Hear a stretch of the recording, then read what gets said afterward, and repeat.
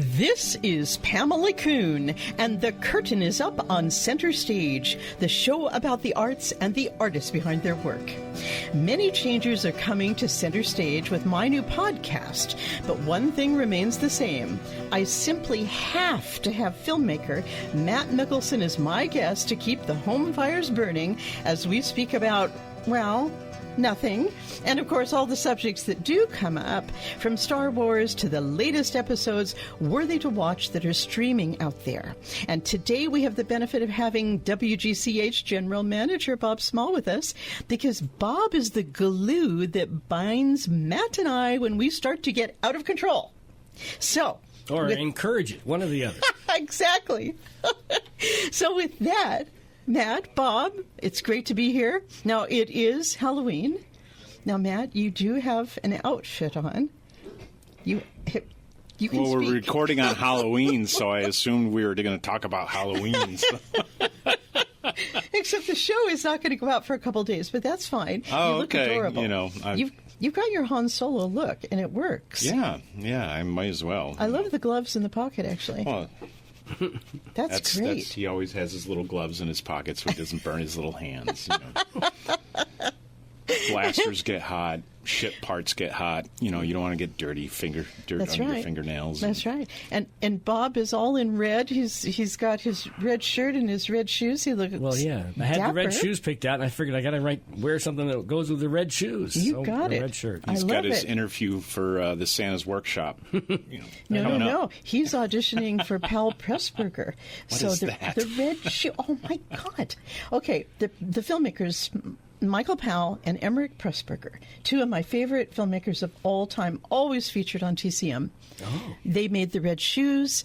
They made The Life of Colonel Blimp. They made A Matter of Life and Death. Were these black and white movies, or You know, Matt, I have how to can you tell if question. it's red or not? Sometimes How do you do red shoes and then? Yeah. how deep your love of film goes, but we know that it only goes back to a certain year. Yeah. And that shows how much younger you are than me, first of all. But also, The Red Shoes, you need to see that film. It's incredible. Yeah? About the dancer who is possessed every time she puts on these red ballet So is it slippers. like The Mask, but it's shoes? No. Okay. Oh, my Or God. much more subtle. It's Okay. in the Criterion collection. Are they the Dorothy shoes? You know, we're just going to move on. Okay. Because there's only one pair of red shoes in Hollywood, apparently. Those so, have you know. sparkles. These do not. And the dancing was done by Maura Scherer. I mean, it was. And it these was are toe slippers you're talking about, right? Or We're whatever talking they call about them? ballet slippers. Yeah. It's worth a watch, everybody. Yeah. Red ballet slippers. Hey, Very different. Everyone out News at there 11. that is treasuring classic film right now is just going, oh, no, he doesn't know this film. Okay, but never mind. I try. Okay. When I, talk about classic films, I'm like, hey, kids, have you seen Planes, Trains, and Automobiles? I know. But you're not exactly 30 anymore. either. Yeah, I know. So let's look back a little. Oh, don't worry, folks. I'll take care of him after the show. I will lead him into that arena of Powell and Pressburger beauty. I mean, Black Narcissus? No? What? Do you guys ever watch Turner Classic Movies? I don't have Not cable in a anymore. while. Yeah. You know, that was one of my questions today. Does anybody have cable No. anymore? I have something that approximates cable. What, you have YouTube TV? Yes. Yeah. Wow. And Yeah, that's on there. I don't tend to go to it. I got to admit. how's the picture? Is it okay? Oh yeah, it's perfect. That's Well, amazing. everything's digital, so you seldom get a picture that's like low quality. Otherwise, I mean, it's not analog. We used to do that, but digital, everything's perfect until it's not there at all. Wow. Yeah, I mean, and plus cable's super expensive, and, now with all the streaming companies basically doing the same business model as cable, eventually they're just going to get together and call each other cable again. I know. But I know, and then it's going to cost, instead of like $250 a month, it'll be like what, $600? Yeah. When all is No, I just pay for the internet signal, which pays for basic television and all the other stuff. And, you have to search for what's on cable, because cable was there's stuff on, and if you queue into it, you queue into it. But now it's like, I'd like to watch a something, so you go watch a something, you go direct to it. But since you don't see what's out there necessarily, or there's not an entity showing you what you should be watching, you almost may or may not watch anything because the choices are too many. That's right. You're looking at an ocean full of content, and you're looking for that one message in a bottle in the middle of the ocean, and chances are you're going to miss it. It's so incredible how we are overwhelmed by what they show us, and then we end up just maybe shutting it off and going to bed. Flooding the zone. It's really interesting. So we still have Fios, and I still, with great hope, I scroll through everything waiting for something interesting. This is not a paid advertisement for Fios. And so often, it's so sad. Yeah. It's just, but they keep running the same films, for instance, over and over and over again. And you're wondering if there's anyone behind that, or if it's just set up on a server somewhere to keep recycling. Wow. And they fired everybody that used to choose this for you, But the streaming thing, now that they, make the option of going without commercials. I mean, these little ads are creeping in. Everything's loaded with commercials. It's like doubled and tripled this past few months. It has. The amount of commercials that you get if you have like HBO or Amazon, especially Amazon. They're really caking on the commercials. The next 5 minutes will be the same commercials. But at least they play the same 5 commercials. That's the frustrating part. Yeah. And YouTube is really stacking on the commercials too, and a lot of it's paid for propagandy stuff and or those AI commercials where they have like a fake person talking with a fake person voice that doesn't quite line up, so it's obviously not real. It's frightening. Do you have a problem with it? You do that well. Pretty soon you'll be doing voiceover for AI. Yeah, really. I am here to help you. That will be a whole new market, and he'll be a human. Would you like a mimosa? Yeah. Well, I guess I would. The ones that are a documentary about cars of some sort, and they'll get to a car about halfway through that they pronounce completely wrong. And I'm realizing, this is obviously not a human being speaking. When they came out with the Chevrolet. It's like that. No. Yeah. There's a lot like that sad. on YouTube. This is really... Yeah, I don't even watch... I skip right through those types of videos where it's like an animated thing and like, did you ever know that, James Cameron was right when he said, Terminator, the machines have taken over. I mean, we're there, aren't we? Oh, yeah, we just got to wait for them to, start eliminating us.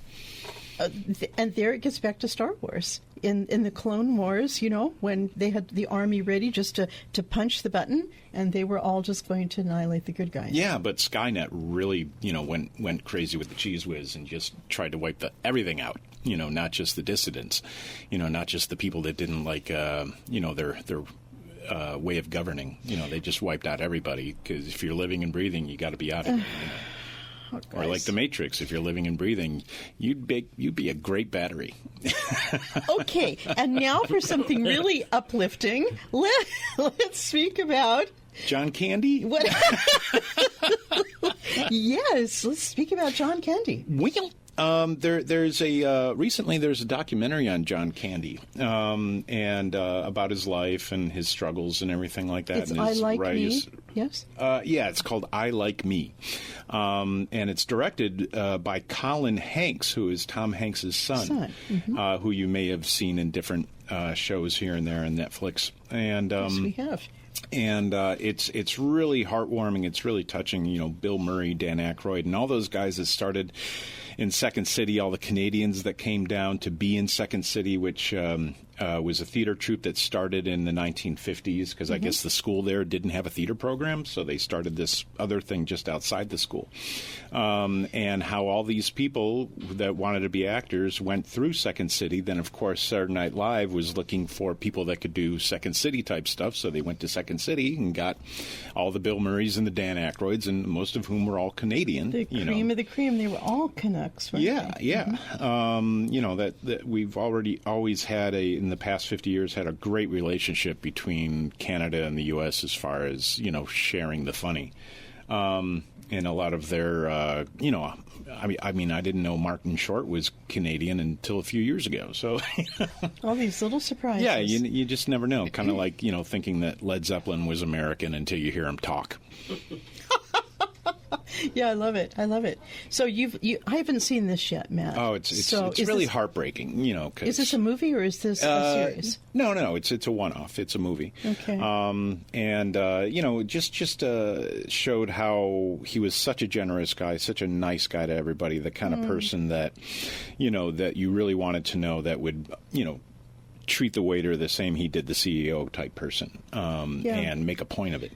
And also that when he did become famous, that the media was just really hard on him about his weight and always jabbed him about it and stuff like that, thinking they were being clever and getting hard news, when they were just being jerks. He was very sensitive about not just his weight, but anything, that people without scruples, I guess, would hammer him about. The same thing happened on movie sets and things like that, where if he got picked on by somebody, he didn't put up with it, or if he saw somebody getting picked on, he would not put up with it. And a lot of even Macaulay Culkin is in there talking about how he became like the closest thing to a father on set, because a lot of people on set, just look at the kids as money machines, and he would basically step in for them as a guide, as a father figure. He had a conscience. And he had a huge conscience, and also he had a lot of problems, not necessarily about his weight, but health issues, because his father died at 35 of a massive heart attack, and it kind of was a thing in his family, Oh my God. So he was always like, if I get past 35, I'm on borrowed time, But, and I don't want to give too much away, but, he died in 94, so it's old news, but if you really want to see the detail of the joy that this man brought, not just to his compatriots and colleagues, but the joy he brought to the public, and so many classic movies that we totally forget about, like Uncle Buck. One of my favorites. Yeah. I mean, that really shows John Candy's personality. I mean, I'm sure he was just being him. I mean, Yeah, to a certain degree. But even in the character, and he had a great working relationship with John Hughes. They did 9 movies together, and because he always stepped in as this father figure type, and in Uncle Buck, he is the replacement for the father who comes and defends the kids, whether they want the defense or not, and also. He was in, if you remember, Home Alone, trying to help the mom get back to Chicago. I figured he was seeing Mickelson. Yeah. Well, in a couple of movies with Uncle Mickelson. Buck, really? though, Mickelson was that's right. He was in that too. Yeah. Yep. And anything John Hughes, because I forget that he had a relationship with John Hughes, and he pops up in all these John Hughes movies that I forgot there's about. always a moment where John Candy steps in. Yeah, and That's of so course, great. in Spaceballs. Oh my right. gosh, Spaceballs, one of the great moments. Yes. So, and if you remember, a lot of those guys are Second City people in Spaceballs. What do you hear about the upcoming possible? There's a sequel coming. That's right. That's right. To Spaceballs. Oh, we're not safe. May the Schwartz be with you. Yeah. And we're not safe either in November, because Landman is coming back with Series 2 on the 16th. I can't wait. So about them windmills. Yeah. Oh, yeah. Give another speech, Billy Bob. My boss told me. Okay. They've got new cast members, and holy oil fields, it's Sam Elliott as Billy Bob's father. I can't wait for this. And Andy Garcia, who closed out that season, remember, as the drug lord? Yeah. He's back. Oh, okay. Because we love him, don't we? We love Andy Garcia. We loved Andy Garcia when he was slimmer and in The Untouchables. Oh, yeah. And that was like 30 years ago. I Wasn't know. that 89? It could have, yeah, I think you're right. Yeah. Yeah. When Because Kevin Costner was like still young. 12. You know? Yeah. It was a great The movie. most memorable part of that film, though, Sean Connery. Oh, yeah. Was John Candy in that? No. No! He might have been on the Canadian Border Patrol. I mean, maybe. But Is this guy part of our team? Yes. Tom Tuttle from Tacoma, Washington. Glad to meet you. oh my God, we start with Landman and we end up with The Untouchables. I love it. Sean Connery, I don't know. Yes, those later movies he did where he Got to fight the Chicago way. Yeah. Yeah, when he shed James Bond and he was just Sean Connery. Mm-hmm. Yep. I mean, wow, really. And when he comes at the end of Robin Hood, Prince of Thieves, remember? Oh, I never saw. Oh my gosh! When Maid Marian is marrying Robin, and he just comes in and steals the show in the last 5 minutes of the movie, and apparently he got paid millions for this minute scene. I think I may have seen that. I mean, I'm having a flashbulb memory of the movie kind of like making a hard left. You know? What was the one where he played the Spanish... Highlander. Yes, yeah, Highlander. The feeling you are feeling is called the quickening. You got that. And you smell like a stag. I love that movie. That's one of my favorite movies. It's everybody's favorite movie. Without the additions. I didn't like the additions. Those scenes are cut out for a reason. Yeah. But the sequels to that movie were just god-awful. And who played the bad guy? Clancy... SpongeBob, me boy! The voice of Mr. really, Krabs. That's Tom Clancy. Or not, is it Tom Clancy? I don't think it's Tom Clancy. Yeah. I'll think of it in a minute. But anyway... That's the author. That's right. Yes. Who wrote Hunt for Red October. See the connection? Oh, my goodness. Now, Conspiracy Everything theories. comes around. Hold on. Now, Red Shoes again. Do you remember what it is? Oh, dear. I just have to circle Tom back. Clancy or not Tom Clancy. Clancy Brown. Thank you, Clancy Brown. Okay. First name Clancy. First of all, the Happy voice, Halloween, ladies. The voice is just incredible, and he's done such an incredible amount. He's had a weird career. Yeah, but it's been great. I mean, you go from the Kurgan to who's like Darth Vader to Mr. Krabs. You know, the cuddly crab, the creepy crab.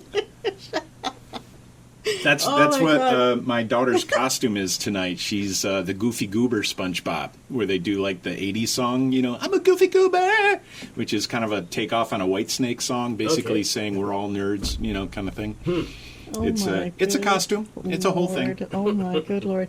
And has anybody watched Guinness? Oh yes, I was going to bring that up. Yet I do want to watch that. It's really good. All right. Is it? Yeah. And I watched everything's the first it's like episode. sepia. Well, it gets better. And the movie must be good too. No.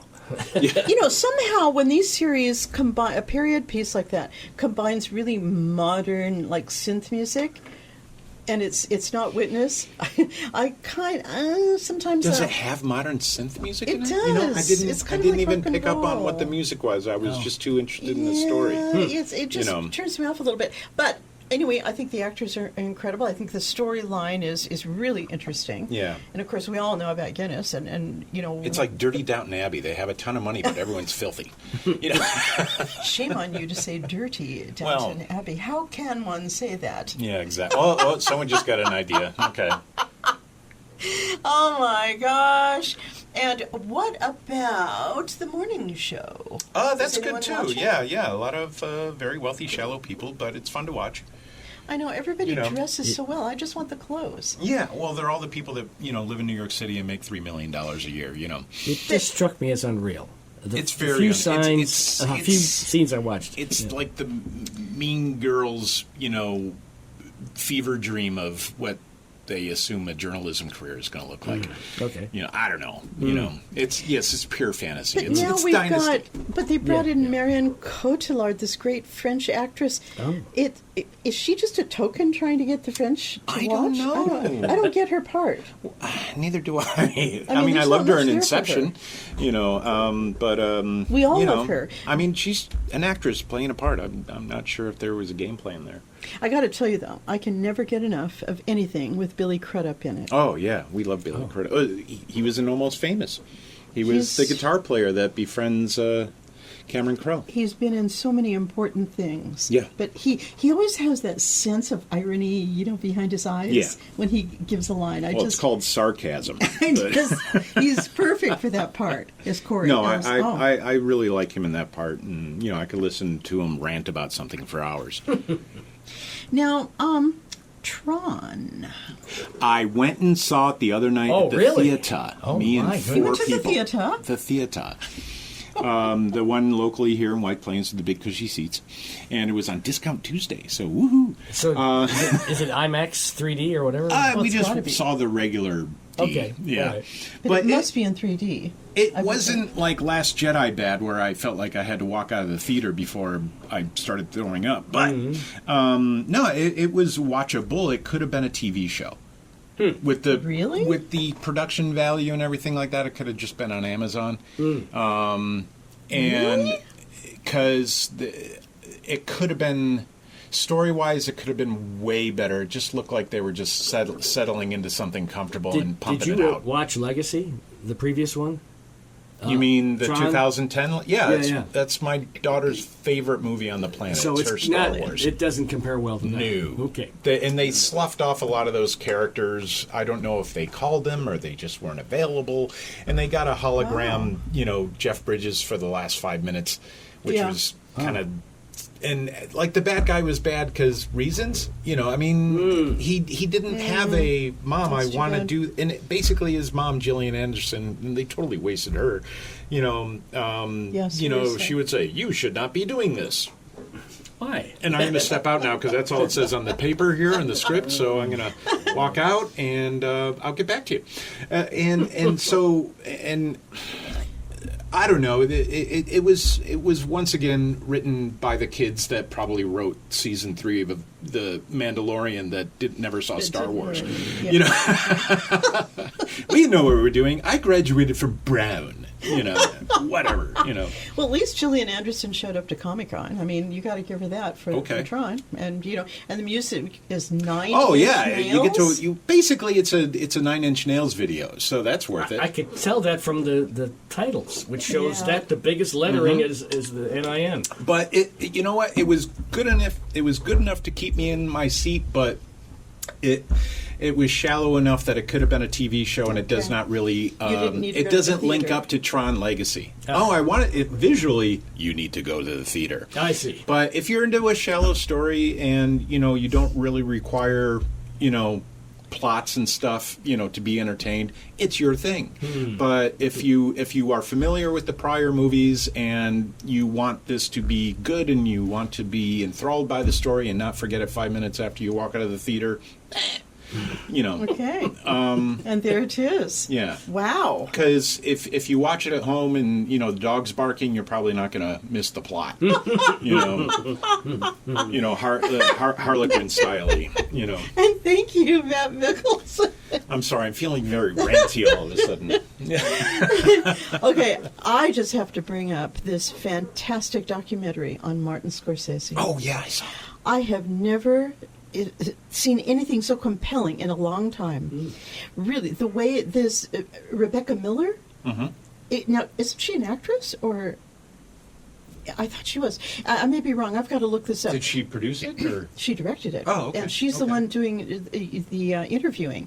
But really, the way Scorsese is so just there and answering every single question. I mean, Yeah. every single question between the questions. Yeah. And the whole drug years and his crazy energy that has almost killed him. I loved how he embraced the relationship with Leonardo DiCaprio. Yeah. Because him and the guy from Inception, what's his name? The director. Oh, I forget his name. Michael Mann.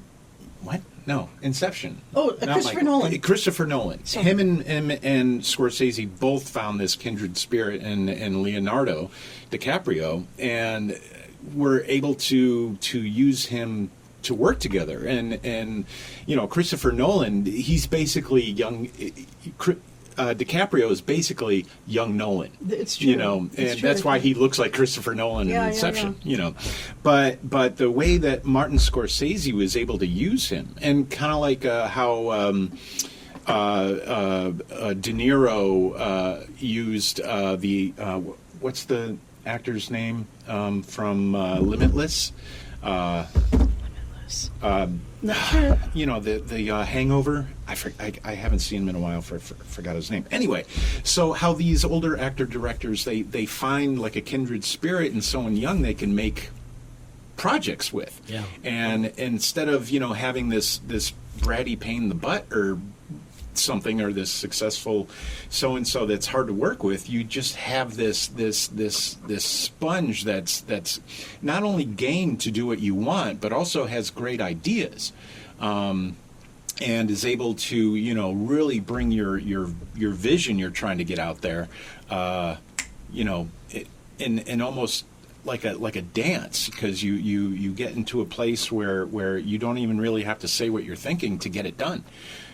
You just find these kindred spirits and these people that are just so easy to work with, and you really don't have to explain yourself. Yeah. And Scorsese, they devote the final episode to this relationship between him and DiCaprio. Yeah, it was really nice to watch. They really dedicate the second one to, of course, Robert De Niro.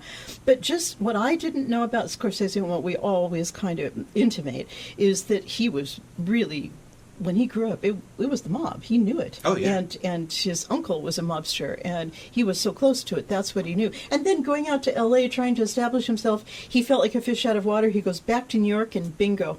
Hey, I've just got to say, Rebecca Miller, yes, she is the daughter of Arthur Miller, the great playwright. Wow. She is also the wife of Daniel Day-Lewis. Oh. Hello. Who? So we got an in there who's in Gangs of New this York documentary. Oh my gosh, his comments about Scorsese, Yeah. Daniel Day-Lewis, who I adore, really very interesting, very insightful. My Yeah. gosh, and that whole peering into the age of innocence, the way Scorsese would go from mobster then to period film was such alacrity. It was so interesting. Wow. But also, they're the same kind of people, though. And then there's a scene in the studio, which I thought was just weird. That's that Apple TV thing, Yeah. and it's comedy, and he's doing comedy on himself. Yeah. It was weird. The Yeah. studio, the show, the studio. Yeah. That was amazing. And you got to hand it to those guys on that show for getting all those people, Yes. and Yeah. for getting so much of Martin Scorsese. Yes. When the guy tells him we're not doing your project, and Scorsese actually starts to cry and get really upset and tells him to get out of my party. But he's so passionate, and he was so Yes. angry for years, and he went from woman to woman as kind of just because he felt he should. I mean, all of these things born out of his Catholic upbringing and yada yada. And hey, I've left this time, but we got to end. Oh, We gotta come end. on! We gotta I go got like 8 more trick-or-treating. questions. Yeah, I gotta go hand out candy. Okay, everybody, I want to thank Bob Small and Matt Mickelson. You're going to go home and watch The Red Shoes, right? Pal Pressburger. Not tonight. Yeah. Hello. And look out for my show, and I want you to come back to WGCH where the magic is happening. This is Pamela Kuhn, and the curtain is now down on Center Stage. Okay. Just under We didn't get to talk about Ethan Hawke. No, we don't. Next time. and the Diplomat and Yeah, The Diplomat. you don't like that show? It just didn't do anything. I watched a couple episodes and I thought, this isn't just not well.